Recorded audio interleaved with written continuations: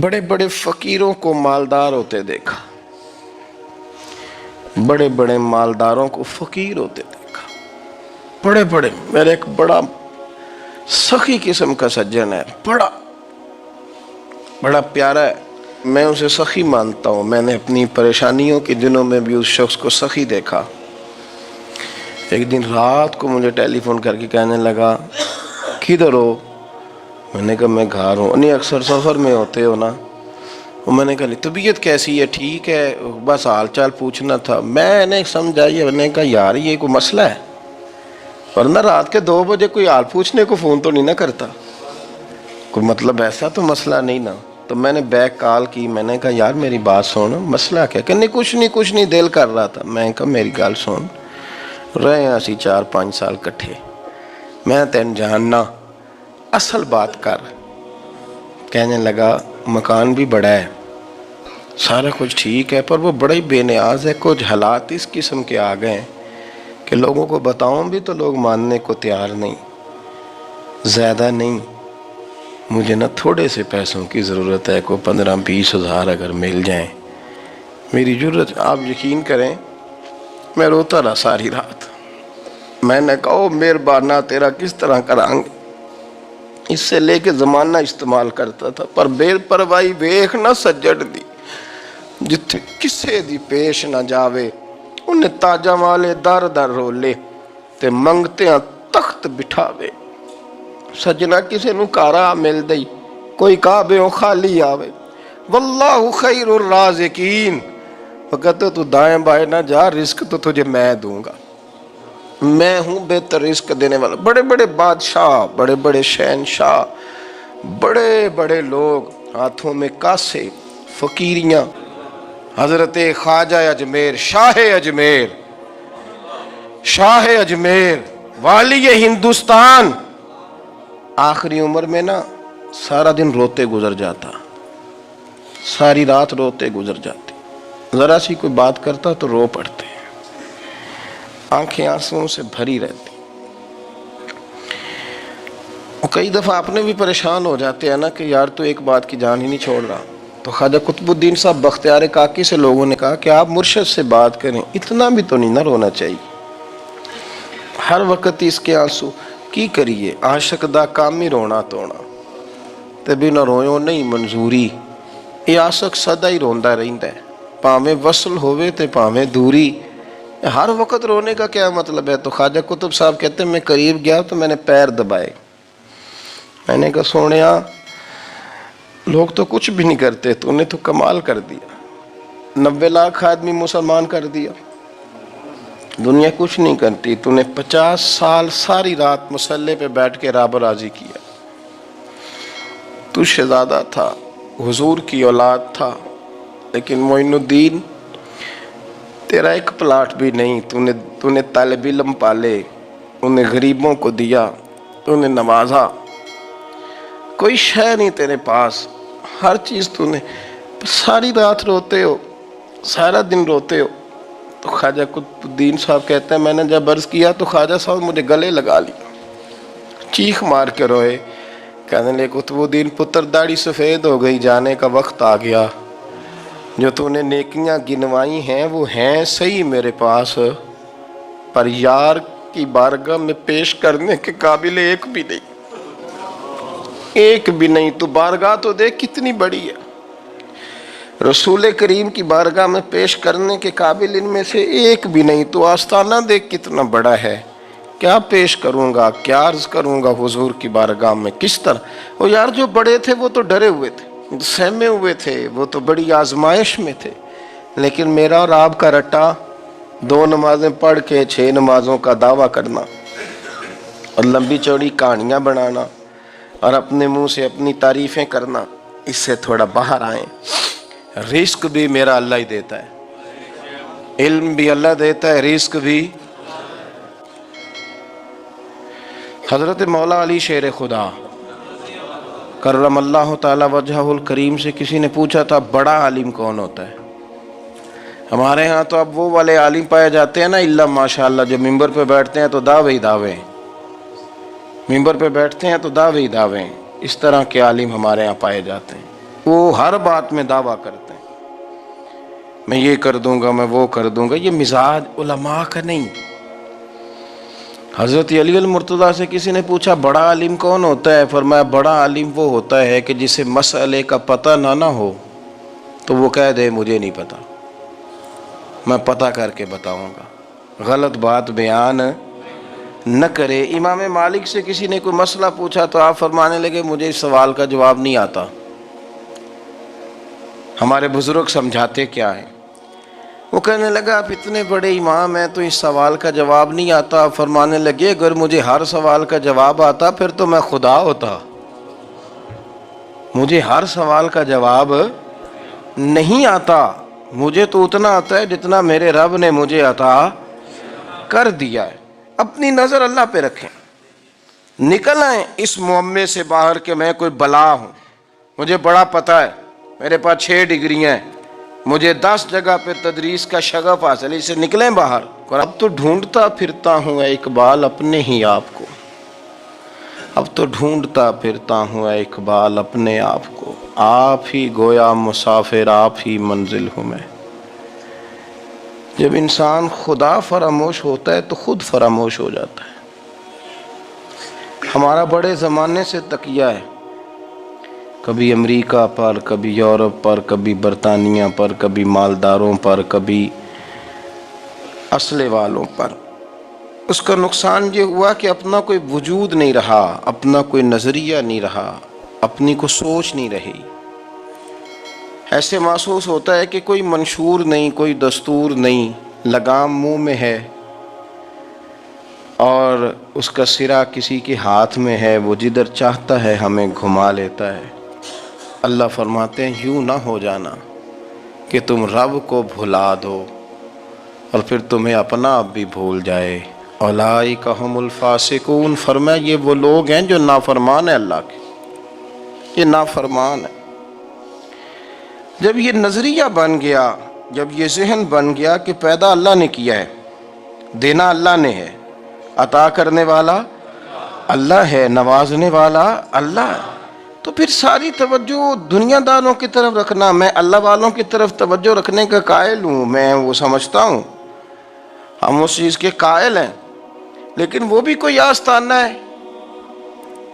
کہ جہاں حق مرشد کا نعرہ تو بڑا لگے پر رب کا نام ہی نہ سننے کو ملے۔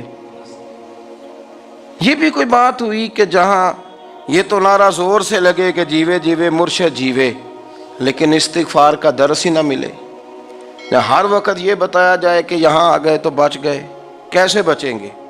میرے رسول پاک علیہ السلام کا دروازہ سب سے بڑا دروازہ ہے، حضور کا دروازہ سب سے بڑا دروازہ ہے، لیکن میرے دوستو یاد رکھنا نبی پاک علیہ السلام نے بھی لوگوں کو جب رستہ دکھایا ہے تو رب کریم کا رستہ دکھایا ہے، اللہ کا رستہ دکھایا، اللہ کریم کا رستہ دکھایا، لوگوں کو رب کی طرف توجہ کرائی۔ میرے رسول کریم سید عالم صلی اللہ تعالی علیہ وسلم نے لوگوں کی اللہ کی جانب توجہ کرائی اور لوگوں سے یہ کہا کہ وہ اپنے رب کریم کی جانب اپنا ذہن رکھیں، اپنی توجہ اپنے اللہ کی جانب مبذول کریں۔ میری بات کو اچھے طریقے سے سمجھیے گا، علم اللہ تبارک و تعالی عطا کرتا ہے تو اسے اللہ کی عطا ہی سمجھنا چاہیے۔ کچھ لوگوں کے پاس علم ہوتا ہے پر علم نافع نہیں ہوتا، وہ ٹامک ٹونجا مارتے رہتے ہیں ساری زندگی۔ علم کو اللہ کی عطا سمجھیں، اپنی عقل پر اپنے شعور پر زیادہ بھروسہ نہ سمجھیں، نظر اللہ پہ رکھیں۔ قرآن مجید دیکھیے گا، اللہ تعالیٰ نے ارادہ قدرت فرمایا کہ میں حضرت آدم کو بناؤں گا، پھر بنانے کے بعد فرمایا فرشتوں سجدہ کرو آدم کو، سب نے سجدہ کیا الا ابلیس ابا واستکبر وکان من الکافرین، سب نے سجدہ کیا سوائے ابلیس کے، اس نے انکار بھی کیا، تکبر بھی کیا اور کافروں میں سے ہو گیا۔ تو یہ جب اللہ تعالیٰ نے سجدہ کرایا تو کیسے کرایا؟ اللہ تبارک و تعالیٰ نے نا حضرت آدم کو علم سکھایا خود، وعلم آدم الاسماء کلہا، خود اللہ فرماتے ہیں کہ میں نے جناب آدم علیہ السلام کو تمام اشیاء کے نام سکھائے، سب اشیاء کے نام سکھائے، تو وہ چیزیں پھر میں نے نا، اللہ فرماتے ہیں میں نے فرشتوں پہ پیش کی، میں نے کہا کہ بتاؤ ان کے نام کیا ہے. تو فرشتوں نے جو جواب دیا ہے وہ سمجھنے والا ہے. اللہ نے چونکہ خود علم سکھایا تھا حضرت آدم کو، جناب آدم سکھایا تھا، لیکن فرشتوں کو نہیں سکھایا تھا. تو اللہ کریم نے فرمایا فرشتوں اب یہ بتاؤ ان چیزوں کے نام کیا ہیں. تو فرشتے کیا کہتے ہیں؟ فرشتے عرض کرتے ہیں قالوا سبحانک لا علم لنا. آپ کبھی یقین کریں اس چیز کی لذت لیں تو مزہ آ جائے. کہا قالوا سبحانک، کہنے لگے تو پاک ہے. قالوا سبحانک، کہنے لگے تو. بھئی آدم علیہ السلام کو نام سکھا لیے، پھر فرشتوں کے سامنے وہ چیزیں پیش کر کے کہا ان چیزوں کے نام بتاؤ. تو فرشتے کیا کہتے ہیں؟ کہتے ہیں قالوا سبحانک، تو پاک ہے، لا علم لنا، ہمارے پاس کوئی علم نہیں، الا ما علمتنا، ہمیں تو اتنا پتہ ہے جتنا تو نے ہمیں سکھا دیا. ہمیں تو اتنا پتہ ہے جتنا تو نے ہمیں، لا علم لنا، ہمارے پاس کوئی علم نہیں ہے، اتنا ہی پتہ ہے جتنا تو نے ہمیں سکھا دیا ہے، اس سے زیادہ ہمارے پاس علم. اور یہ کیوں تو نے ہمیں جتنا سکھایا اتنا پتہ ہے. فرشتے یہ نہیں کہتے یا اللہ تو زیادہ سکھا، آدم کو دیا تو ہمیں بھی دے، یہ نہیں فرمایا. فرمایا انک انت العلیم الحکیم، اے اللہ تو علم والا بھی ہے اور حکمت والا بھی ہے، تجھے پتہ ہے کس کو کتنا دینا ہے. جتنا تو نے مناسب سمجھا جناب آدم کو دیا، اور جتنا تو نے بہتر سمجھا وہ تو نے ہمیں عطا فرمایا. تو اگر آپ کے پاس علم ہے، کہیں نالج ہے، تو اس کو اللہ کی عطا سمجھیں. ہمارے ہاں بہت سارے لوگ بن کے بیٹھ جاتے ہیں. میں اکثر کہتا ہوں کہ پھر وہ دعوے کرتے ہیں میرے علاقے والے جاہل ہیں، میرے شہر والے جاہل ہیں، میرے خاندان والے پڑھے نہیں. یہ آپ کا دعویٰ ہے، یہ آپ کو خراب کر دے گا. ہم نے بہت سارے ایسے لوگ دیکھے جو بہت بڑے عالم تھے، لیکن اللہ جب لینے پہ آیا تو عقل ہی لے گیا، شعور ہی چلا گیا، حافظے ختم ہو گئے. آپ دیکھتے ہیں بڑھاپے میں کچھ لوگ ایسے ہوتے ہیں کہ جن کو یہ بھی یاد نہیں رہتا کہ میرا نام کیا ہے، میں کہاں ہوں، مجھے کدھر جانا ہے. تو اس وقت سے اللہ کی پناہ مانگیں اور اپنی نظر اپنے رب کریم کی جانب رکھیں، اللہ کی جانب اپنی نظر کو مبذول رکھیں. دوسری بات، علم کے بعد ایک چیز آتی ہے جس کا نام ہے ہدایت، جس کا نام ہے تقوی، جس کا نام ہے پرہیزگاری، جس کا نام ہے عمل، عبادت، ریاضت. یہ بھی اسی وقت ہی نصیب ہوتی ہے جب میرا رب کریم نصیب فرما دیتا ہے. ہم نے نا نیکی کا اپنا اپنا سٹیٹس بنا لیا ہے، اپنا اپنا معیار بنا لیا ہے. کچھ لوگ کہتے ہیں کہ جناب مسجد میں سیمٹ کا توڑا دینے سے بہتر ہے کسی غریب کو آٹے کا تھیلا دے دو. اب اس نے اپنا مزاج بنا لیا نا نیکی کا، اس نے اپنا سٹیٹس بنا لیا. میرا یہ سوال ہے کہ نبی پاک صلی اللہ تعالیٰ علیہ وسلم جب مدینہ شریف آئے تھے تو حضور نے سب سے پہلے غریبوں میں آٹا تقسیم کیا تھا کہ سب سے پہلے مسجد بنائی تھی؟ کیا عجیب لوگوں کا رنگ ہے، اپنی مرضی کی ہدایت، اپنی مرضی کا تقوی، اپنی مرضی کا معیار. مسجد کوئی بڑا چھوٹا خطیب بھی میری طرح کا ہو نا، تو وہ مسجد میں بیٹھ کے جب نبی پاک کی بات کرتا ہے تو کہتا ہے میرے رسول پاک غریبوں کا سہارا بن کے آئے. وہ غریبوں کی بات کرتا ہے، مسکینوں کی، لاچاروں کی، کمزوروں کی بات. تو مسجد ہی تو وہ ادارہ ہے جہاں سے غریبوں کی بات ہو رہی. تو اب لوگوں نے غریب کو اور مسجد کو لڑانا شروع کر دیا. اس کو لڑاؤ کہ مسجد میں پیسے دینے سے بہتر ہے آپ غریب کو آٹے کا تھیلا دے دیں. آپ یہ کیوں نہیں کہتے کہ مسجد میں بھی آپ توڑا دیں ایک سیمٹ کا اور ساتھ غریب کو بھی خدمت کریں؟ یہ کیوں نہیں تقویٰ؟ اپنی اپنی مرضی کا مزاج، اپنی اپنی. کچھ لوگ کہتے ہیں چھوڑو جی، ساری زندگی انسان نماز پڑھتا رہے اور پھر گالیاں بھی دیتا رہے، بندہ داڑھی بھی رکھ لے اور جھوٹ بولنا بھی نہ چھوڑے. تو یہ آپ نے اپنے پاس سے تقوی کا معیار بنایا ہے. گالی دینے کا گناہ ہے اور داڑھی رکھنے کا ثواب ہے. تو اگر آپ داڑھی رکھے ہوئے ہیں اور آپ کوئی غلطی کر رہے ہیں تو اس سے آپ کی داڑھی کا ثواب ختم. اللہ کرے آپ کو سمجھ آئے میری بات. آپ کوئی غلطی کر رہے ہیں، داڑھی کا ثواب اس سے ختم وہ اپنی جگہ پہ قائم ہے چیز. اپنی مرضی کا کیوں تقوی کا معیار بناتے ہیں؟ تقوی کا مزاج اپنی مرضی کا نہ بناؤ. اللہ کی بارگاہ سے دعا مانگو کہ یا اللہ ہمیں ہدایت کا نور عطا فرما. اللہ تو ہمیں رستہ دکھا، تو بتا کہ ہدایت کیا ہے. تو رب فرماتا ہے اللہ ولی الذین آمنوا، اللہ مومنوں کا مددگار ہے. یخرجہم من الظلمات الی النور، وہ انہیں اندھیروں سے نکالتا ہے اور نور کی طرف روشنی عطا فرماتا ہے. اندھیروں سے نور کی طرف اللہ لاتا ہے. اللہ ولی، اللہ مومنوں کا ولی ہے، وہ انہیں اندھیروں سے نور کی طرف نکالتا ہے. ہدایت ہمیشہ اللہ کی طرف سے سمجھے. جب وہ نماز کی توفیق دیتا ہے تو اپنے فضل سے دیتا ہے، جب وہ ذکر کی توفیق دیتا ہے تو اپنے فضل سے. ہم سمجھتے ہیں ہو جی فلانا نہیں پڑھ رہا بڑا بیوقوف ہے، فلانا نہیں پڑھ رہا، تو کیا اپنی عقل کے زور پہ پڑھ رہا ہے؟ میں جی اللہ کے فضل سے 2 پارے پڑھتا ہوں، تو کس پہ احسان کرتے تو 2 پارے پڑھ کے رویا کر. کہا اگر مالک تو بڑا قریب نہیں. بڑے لوگ ہیں جن کو پورا قرآن حفظ ہے پر انہیں پڑھنے کی توفیق نہیں، تو نے فضل کیا اور مجھے توفیق دے دی ہے پڑھنے. رویا کر، پڑھ کے رویا کر. راتی ساری کر زاری، وہ نیند اکھاں تھی توندے تے فجرے اوہی گناہگار کہاون سب تو نیوے ہوندے. مہربانی کریں، ڈریں، نیکی کریں تو پھر ڈریں، پھر احساس پیدا کریں، پھر اپنے اندر وہ کمزوری لائیں. کہیں توبہ توبہ مجھے تو پتہ ہی نہیں، تو جانتا ہی نہیں. حضرت سیدنا امام اعظم ابو حنیفہ رحمۃ اللہ تعالی علیہ کے ساتھ ایک شخص کہتا میں نے نماز پڑھی تو عشاء کی نماز تھی. یہ جو لوگ بڑے ہوتے ہیں نا، جن کے پیار کرنے والے بڑے ہوتے ہیں، ان کے گرد خوف بھی بڑا ہی ہوتا ہے، انہیں بڑا ڈر لگتا ہے، بڑی بعض اوقات آزمائش ہوتی ہے ان کی.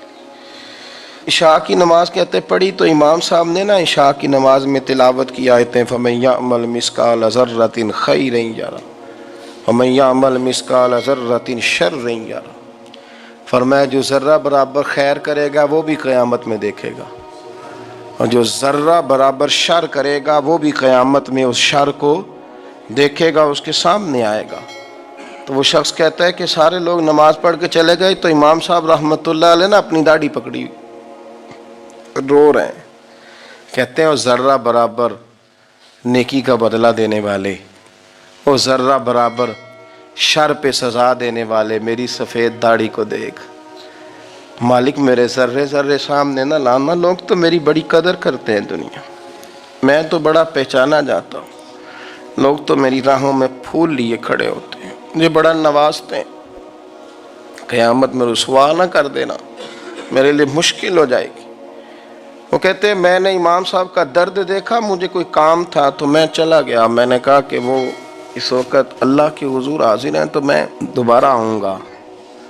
کہتے ہیں میں تہجد کا وقت آیا تو امام صاحب وہیں بیٹھے تھے اور ان کی داڑیاں آنسوؤں سے بھری ہوئی تھی اور زور سے داڑھی پکڑی ہوئی. کہنے لگے مالک رسوا نہ کر دیں، قیامت میں رسوا نہ کر دیں. یار جو ہدایت یافتہ لوگ تھے وہ تو ڈرے ہوئے تھے، وہ تو سہمے ہوئے تھے، وہ تو کہتے تھے یہ اس کا فضل نہیں، اس نے بلا لیا، یہ اس کا کرم نہیں. حضرت باعزید بسطامی کسی کافر کو دیکھتے تو رو پڑتے، کہتے مالک تو کتنا قریب ہے، یہ بے ایمان رہ گیا، تو نے اپنے فضل سے مجھے اپنے نبی کا غلام بنا لیا. وہ رو پڑتے. یہاں تو لوگوں کا دعویٰ ہی بڑا ہے. نمازی اللہ خیر فرمائے وہ تو دوسروں کو گھورتا ہے، وہ کہتا ہے جنت کا میں مالک ہوں، کنجیاں میرے پاس ہیں، میں کسی اور کو گھسنے نہیں دوں گا. اور اگر 2-3 حج کر لے تو پھر تو وہ کہتا ہے کہ اب میرے سے پوچھ کے لوگ جنت میں جائیں گے معاذ اللہ. اور اگر وہ 2 4 5 7 دفعہ کوئی نفل پڑھ لے تو پھر وہ کہتا ہے چھوڑیں جی سارے لوگ بے عمل ہیں، میں اکیلا نیک ہوں. نہ ایسا کریں، اپنی توجہ اپنے رب پہ رکھیں.